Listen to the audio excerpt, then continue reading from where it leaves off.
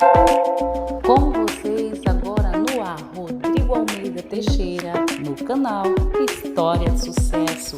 Perde não! Tá nas mãos de Deus, pode acreditar. Bota pé na vida, confia que vai variar. Tá nas mãos de Deus, pode acreditar. Tudo tem seu tempo, mas tem que saber esperar.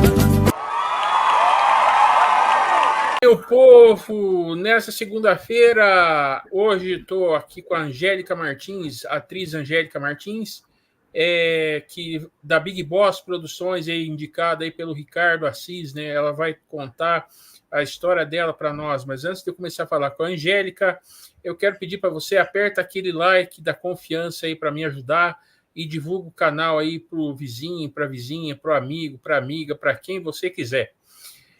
Oi, Angélica, tudo bem? Boa noite para você. Seja muito bem-vinda aqui ao nosso programa Uma História de Sucesso.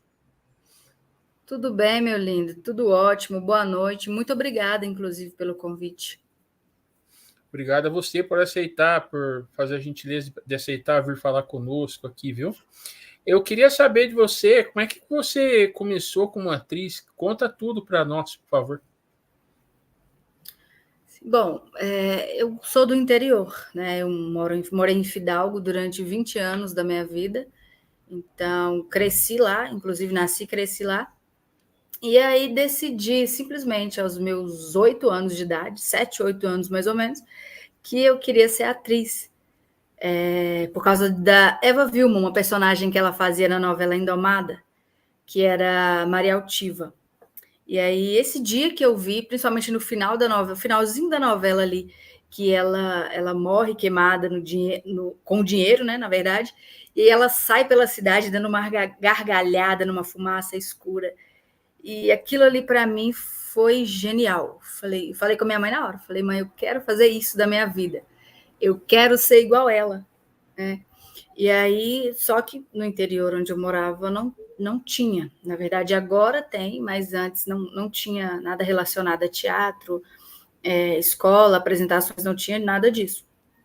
E aí o tempo foi passando, eu fiz muito teatro de igreja, eu fazia bastante escola e igreja. Isso eu fiz até os meus 15 anos, vamos dizer assim. Certo. E aí, depois disso, estudei, formei normalmente, e aí eu descobri que eu poderia fazer teatro aqui em Belo Horizonte. Então eu comecei a fazer teatro, vim para cá, não conhecia nada, não conhecia ninguém. Inclusive, uma história engraçada, eu me perdi no centro de Belo Horizonte, procurando um lugar de estudar. E eu estudei, fiz 2 anos e meio, na época 3, isso aí era em 2010. Consegui, enfim, fazer teatro, formei teatro, e aí fiz umas coisas ou outras, inclusive tive um programa de rádio nesse meio, da Oeste FM, era uma rádio lá do Betânia, e aí eu tinha um programa lá, 2 horas de programa por domingo, e era maravilhoso. Oi? Era do que o programa? Então, a gente fazia um misto, né, de comédia, a gente contava piadas, tocava música, é claro, e aí tínhamos uma radionovela, tínhamos que a gente improvisava na hora, né? Foi uma oportunidade que eu e mais 3 amigos tivemos, então a gente falava muito sobre arte nesse programa de rádio, falávamos sobre teatro, sobre TV, sobre cinema. E aí foi uma época que a gente estava estudando, né? Então tinha muita coisa para falar, a gente divulgava peças, inclusive na época o Maurício Canguçu chegou e ia até lá na nossa rádio, deu uma entrevista muito legal para a gente foi ver a peça dele, O Espírito Baixou em Mim, né? Que está em cartaz até hoje, inclusive, e aí esse foi bem o inicinho, né? Depois disso, eu me formei, voltei para o interior, que eu fiquei lá de vez, né? Que eu fazia essa ponte de ir e vir, e era muito exaustivo, muito cansativo. Até que um dia eu falei, não, chega, eu vou para Belo Horizonte de vez. E aí eu vim para cá sem sem um emprego, sem nada, e comecei a trabalhar com várias coisas. Já conhecia alguns artistas, né, alguns atores, e aí eles me apresentaram alguns diretores também. O Gleison Peixoto, que é de Nova Lima, um incrível, profissional maravilhoso, me deu uma oportunidade. E a Big Boss, assim, veio mais para frente ainda ou nessa época já? Na verdade, o meu primeiro contato com a Big Boss foi em 2011, 2012, mais ou menos, que aí, através de um amigo, eu fiz um teste para Guardiões de Eclésia, né, que na época eles estavam abrindo teste para esse filme Guardiões de Eclésia, que está sendo gravado só agora. E aí o meu primeiro contato com a Big Boss foi esse.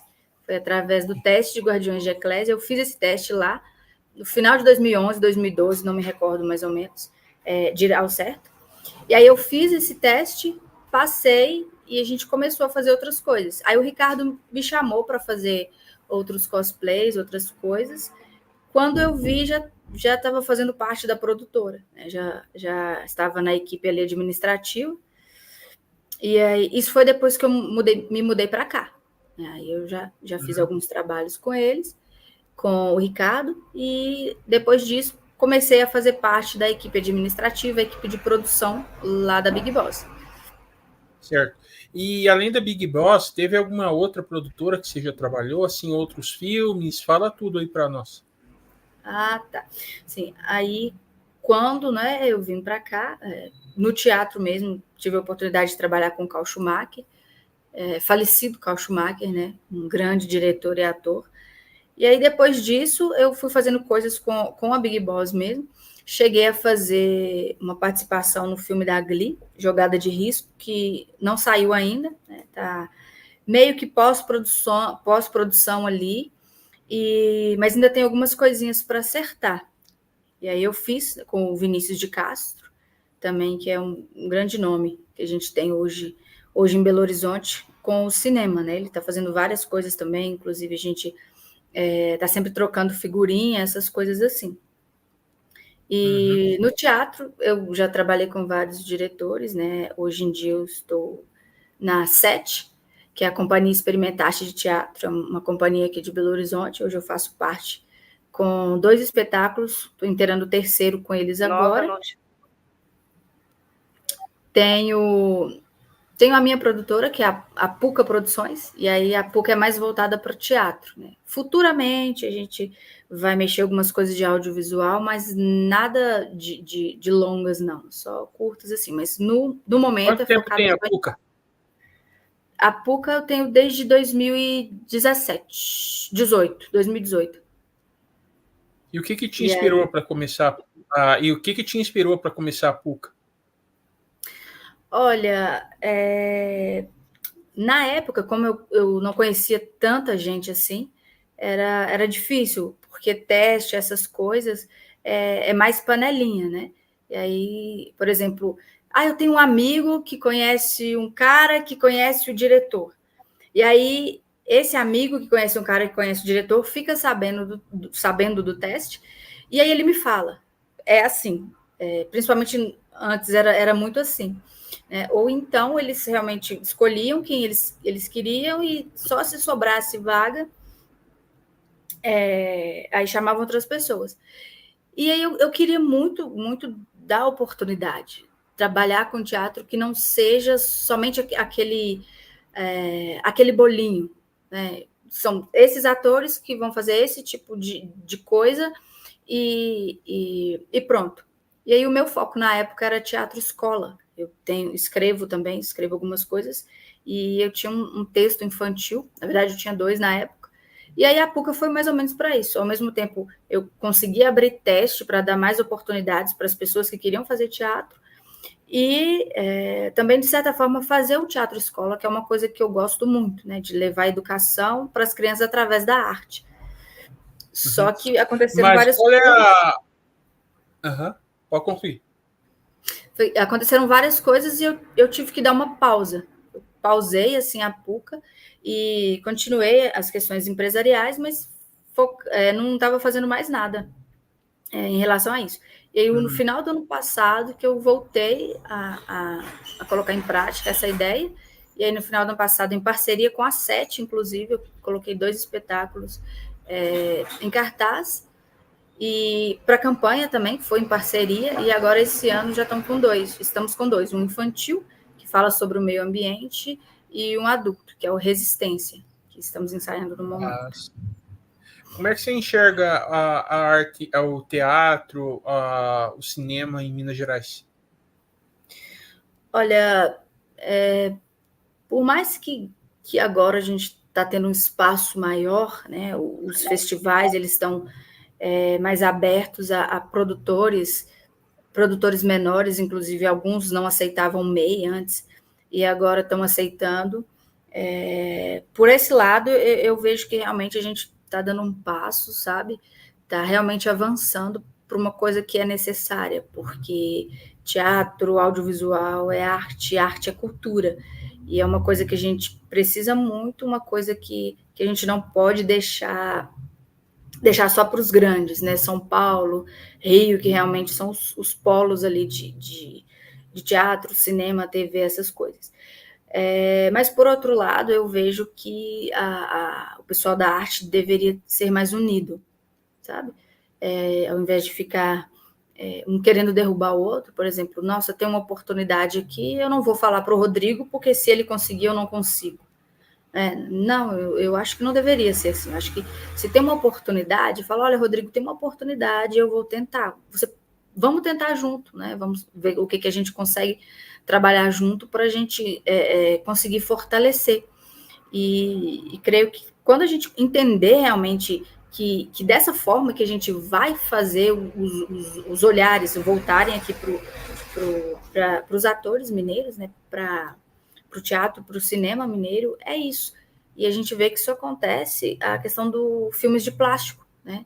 Com o Marte 1, a gente vê o quanto que foi grande isso, o quanto que isso representou para a gente, e representa até hoje, né? Para o cenário cultural de Belo Horizonte, o cenário artístico.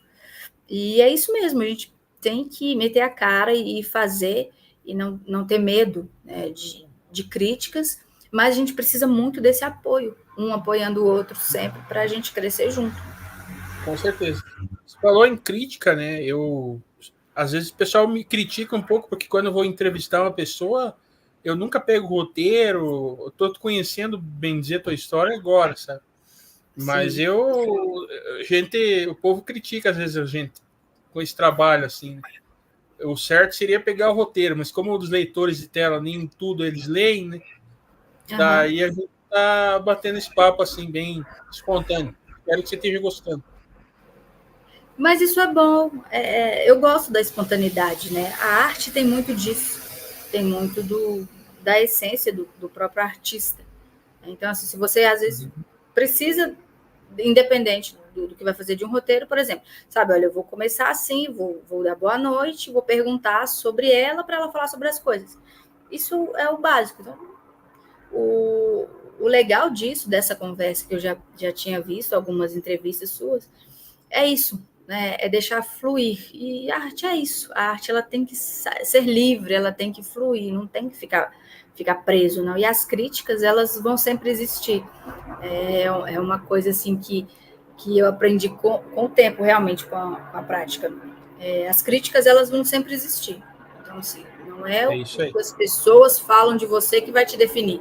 É o que você faz com que as pessoas falam de você que vai te definir. Entendeu? Eu só escuto. Eu queria que você falasse mais um pouquinho para nós do programa de rádio lá de trás. Lá. Teve algum momento desse programa que te marcou? Deste programa? Algum programa que foi especial para você, assim, que você diga assim, esse programa foi inesquecível para mim? Sim. Assim, tiveram vários momentos em que eu vi que era realmente aquilo que eu queria fazer, sabe? Eu queria mexer com a comunicação mesmo. Um deles foi quando o próprio Maurício, né, ele teve lá, porque na época a Tata Werneck fazia uma personagem da MTV que era muito famosa, né? Todo mundo comentava sobre, que era a Fernandona. Então ela tinha um cabelo meio esquisito assim, e ela falava diferente. E aí, como a gente tinha um programa de comédia, a gente fazia imitações, né? Meu amigo fazia do Silvio Santos, do Agnaldo Timóteo. E aí eu comecei a imitar essa Fernandona da Tata Werneck. E aí o dia que o Maurício foi lá, ele curtiu muito, né? Ele gostou demais. E foi um dia, inclusive, que eu cheguei atrasada no programa. Eu tive problema com ônibus, enfim. E aí, para eu não perder tempo, eu liguei para o programa para conversar com o Maurício, porque o meu quadro era seria o primeiro, né? E aí, como Fernandona, eu nunca falava o nome dele certo, é Maurício Canguçu. E aí, era mais ou menos assim, ô Maurício Surucucu, ô Maurício, não sei, e saía cada coisa, e falando com ele que eu estava no ônibus, que não sei lá o quê, e ele ria tanto, e ele gostou tanto, que ele ficou no programa até o final, inclusive, para esperar até que eu chegasse lá para falar com ele, e inclusive depois disso ele falou que gostou muito, e ele convidou não a Angélica, ele convidou a Fernandona para ir assistir Um Espírito Baixou em Mim. Ele falou, não, eu quero a Fernandona lá, e aí eu e meus amigos fomos, né? Ele deu cortesia pra gente. E esse dia eu fui de Fernandona, com o cabelo assim pro lado, amarrado, uma coisa mais esquisita do mundo. E ele foi super. Sim, ele foi super receptivo. Ele desceu do palco, ele veio, falou: Oi, Fernandona, que prazer te conhecer. E esse momento ficou muito marcado para mim, porque não era uma personagem minha, né? Uma personagem que já existia, da Tata Werneck, que eu fazia imitação, porque eu gosto muito dela, inclusive. E ele... Certo. Isso, e teve esse reconhecimento, né? Que ele gostou tanto que convidou para ir ver a peça dele. Eu gostei bastante disso. Uhum. Escuta, e qual que é o teu projeto futuro? Tem muitos. com a Big Boss mesmo, a gente tá cheio de projeto agora. Tem o próprio Guardiões de Eclésia, né, que foi minha porta de entrada na produtora, que finalmente a gente está gravando agora. E são cenas incríveis. A gente está fazendo gravação de drone, gravação de gimbal, né, que te dá aquela estabilidade melhor de pegar os movimentos. E é um projeto muito especial para mim esse, porque além de ser minha porta de entrada na Big Boss, é uma coisa que eu acredito bastante, sabe? Na amizade, na confiança, na fé. E esse projeto fala muito disso, do ser humano mesmo, sabe? Das relações, não só a questão da fantasia, de lutas, de roupas e plano espiritual, essas coisas não. É mais questões mesmo da humanidade, sabe? De como tratar as pessoas, como viver em sociedade, viver em comunidade. E isso é uma coisa que eu gosto bastante. E o valor da amizade, né? Esse com a Big Boss, e a gente também está fazendo... vai começar um dorama também, uma homenagem a um dorama que é muito famoso, muito conhecido, que é o Pousando no Amor. Aí a gente vai começar também esse projeto. E tem mais alguns para o ano que vem também, que é um sobre música e o outro mais puxado para o lado oriental também. Esses são com a Big Boss, né? E aí agora na SET, que é a Companhia Experimentar Arte de Teatro, a gente está produzindo uma peça chamada As Absolutas, que vai contar a história de algumas drags e a casa onde elas moram e como que elas fazem para sobreviver hoje em dia, depois de tanto tempo que a boate foi fechada, né? Isso aí é da SET. E, inclusive, a gente vai estar na campanha. Oi? E da PUCA? E da PUCA tem o infantil, que a gente está ensaiando, né? Que se chama Meio e Ambiente contra a Poluição. Basicamente são 3 personagens, né? O meio e o ambiente, que estão tentando ali fazer de tudo para salvar as matas, os animais que são capturados. Então, e tem a poluição, que a poluição seria a vilã da história, que atormenta eles o tempo todo e desfaz tudo que eles fazem de bom. Então, assim, é meio que educar as crianças através do lúdico, né, para mostrar para elas que a gente precisa se preocupar com o meio ambiente, que se a gente não cuidar, não vai ter mais água para a gente tomar, não vai ter as árvores, que é quem fornece esse ar puro, esse ar fresco para a gente, que está cada dia menor, principalmente na cidade grande, né? Esse é um projeto, um xodozinho, que inclusive começou lá atrás, em 2017, com a PUCA. E o Resistência, que o Resistência fala sobre a relação entre pai e filha, uma relação conturbada de um homem que é bem-sucedido, mas ele não se dá bem com a filha, né? Então, é todo aquele transtorno, aquele caos que ele tem com a ex-esposa, e a filha no meio disso tudo, que não entende o porquê que ele tem toda essa raiva, toda essa distância dela. E isso é muito bem retratado durante o espetáculo, que lá no fim as pessoas vão entender o porquê que ele é um sujeito tão ríspido, né? Tão ignorante, tão bruto com a própria filha. Uhum. Angélica Martins, quero te agradecer muito a tua gentileza, o teu carinho com o nosso trabalho, e quero convidar você para voltar outras ocasiões aqui para contar mais histórias da sua carreira. E queria perguntar quem que você quer indicar aí para um programa futuro. Oh, meu querido, imagina, eu que agradeço o convite, agradeço a confiança, né? É sempre bom a gente poder falar de arte em um canal aberto, assim como o seu, em um canal que várias pessoas veem, né?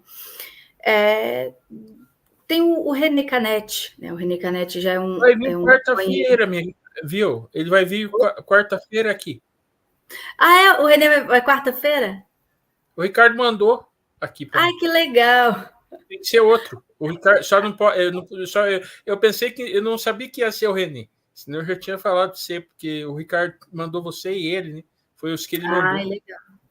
Não, o René é um fofo, é um parceiro aí de longa data. Bom, tem o Léo Nunes também, que o Léo não foi ainda. Ator, diretor, o Léo não foi há muito tempo. Oi? O Léo ainda não foi. Ainda. Ótimo. Léo Nunes, que é o nome dele, inclusive, trabalha na 7 comigo.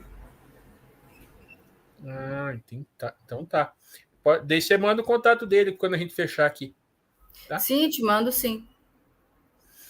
Maravilha, então, Angélica. Muito obrigado. E programa de hoje, nessa segunda-feira, 7 dias depois da morte do ícone da comunicação do Brasil, Silvio Santos. Programa dedicado em homenagem a ele. Muito obrigado. Boa noite.